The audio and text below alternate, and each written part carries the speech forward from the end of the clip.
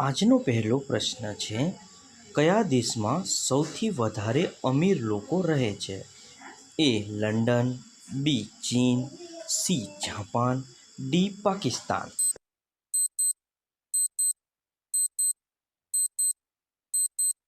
આનો સાચો જવાબ છે લંડન.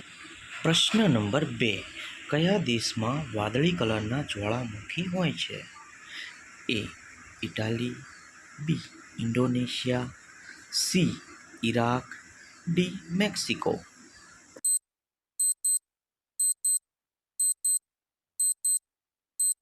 આનો સાચો જવાબ છે ઇન્ડોનેશિયા. પ્રશ્ન નંબર 3, સૌથી પહેલા સૂરજ ક્યાં આથમે છે? Option A Bharat, option B Britain, option C ચીન, ઓપ્શન ડી જાપાન.